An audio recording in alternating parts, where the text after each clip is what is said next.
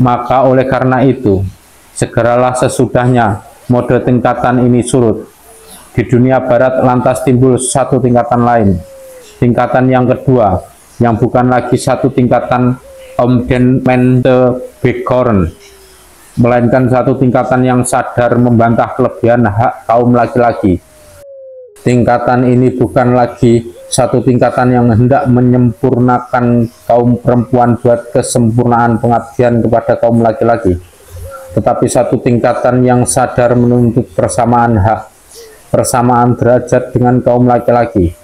Perempuan-perempuan dari tingkatan ini sadar bahwa perempuan di hampir segala lapangan tidak dikasih jalan oleh kaum laki-laki, sehingga oleh karena itu hampir semua hal kemasyarakatan menjadi monopoli kaum laki-laki. Mereka merasa tidak adil bahwa perempuan di lapangan masyarakat tidak dibolehkan berlomba-lomba dengan kaum laki-laki, tidak dibolehkan masuk kantor, tidak dibolehkan masuk sekolah tinggi, tidak dibolehkan ikut politik, tidak dibolehkan menjadi anggota parlemen, tidak dibolehkan menjadi hakim, dan lain-lain sebagainya. Maka memberantas ketidakadilan ini, memberantas tidak samanya hak dan derajat antara perempuan dan laki-laki, menuntut persamaan hak dan persamaan derajat, itulah pokok tujuannya tingkatan kedua itu. Apakah pada hakikatnya sebab-sebab timbulnya tingkatan ini? Sebagaimana telah saya uraikan di pasal-pasal yang terdahulu, maka pada hakikatnya perubahan dalam masyarakatlah yang menjadi asal segala perubahan-perubahan ideologi. Sebagaimana perubahan dalam proses produksi merubah anggapan-anggapan di dalam masyarakat itu, merubah moral, merubah adat, merubah isme-isme, maka perubahan dalam proses produksi itu juga merubah ideologi-ideologi perempuan tentang caranya mencari perbaikan nasib. Dulu mereka mengira bahwa nasib mereka itu dapat diperbaiki dengan jalan menyempurnakan keperempuannya, Omdentmentebegorn, dengan menambah kecakapan bersolek, memasak, memegang rumah tangga, memelihara anak, kejuwitaan dalam pergaulan. Dulu mereka mengira bahwa keburukan nasib mereka itu melulu hanya akibat daripada kekurangan-kekurangan pada diri mereka sendiri saja. Kini mereka berganti kepada anggapan bahwa sebagian besar daripada keburukan nasib itu ialah akibat daripada ketiadaan hak-hak perempuan di dalam masyarakat yang sekarang.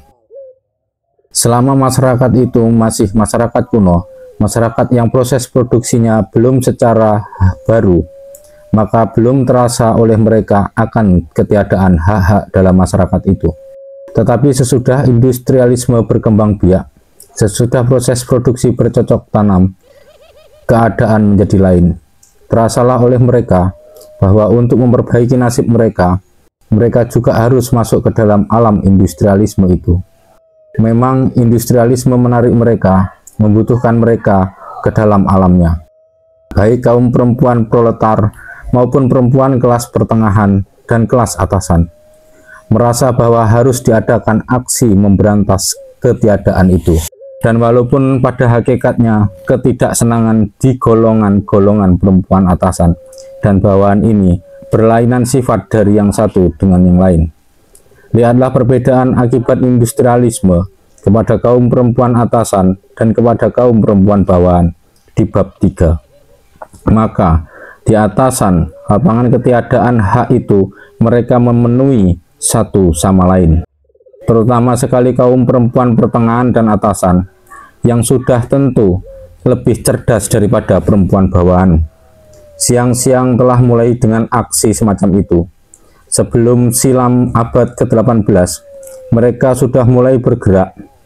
Yang paling dahulu adalah kaum perempuan Amerika di bawah pimpinan Mercy Otis Warren dan juga Abigail Smith Adam. Mereka berjuang di dalam tahun 1776 tatkala Amerika telah lepas dari Inggris dan hendak menyusun undang-undang dasar sendiri. Mereka menuntut supaya hak perempuan diakui pula. Mereka menuntut supaya perempuan dibolehkan ikut memilih anggota parlemen dan ikut menjadi anggota parlemen, supaya perempuan dibolehkan memasuki semua macam sekolahan, supaya undang-undang yang sedang disusun itu benar-benar satu undang-undang dasar yang demokratis antara laki-laki dan perempuan. Aksi perempuan Amerika ini berpengaruh besar atas ideologi perempuan di Eropa, terutama sekali di Prancis dan Inggris. Sambutan hangat sekali. Di dalam revolusi Prancis yang besar itu, yang meledaknya sesudah revolusi Amerika, mulai bergeraklah perempuan Prancis menuntut persamaan hak dengan kaum laki-laki. Madame Roland, pemimpin kaum perempuan atasan, Olympe de Gouges, Rosa Lacombe, Théroigne de Méricourt, pemimpin-pemimpin kaum perempuan bawahan, membakar hati para pengikutnya. Dengan gagah berani, tidak takut maut, mereka menuntut persamaan hak itu. Dengan gagah berani mereka organisatoris mendirikan perserikatan-perserikatan wanita. Barangkali organisasi-organisasi wanita yang pertama di dalam sejarah kemanusiaan, yang anggotanya bukan berjumlah puluhan atau ratusan orang, tetapi ribuan orang. Boleh dikatakan merekalah yang mula-mula benar-benar mengorganisir aksi perlawanan wanita, mengorganisir gerakan perlawanan wanita yang tidak lagi meminta-minta. Korban yang mereka berikan susah dicari taranya di dalam sejarah wanita. Ratusan dari mereka memberikan darahnya dan memberikan jiwanya.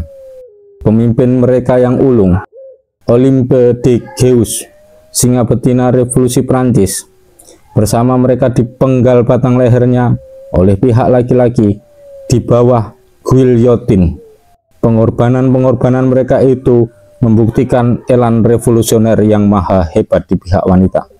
Tetapi pengorbanan-pengorbanan itu membuktikan pula bahwa pada waktu itu pihak laki-laki mati-matian pula tidak memberikan hak kepada kaum wanita.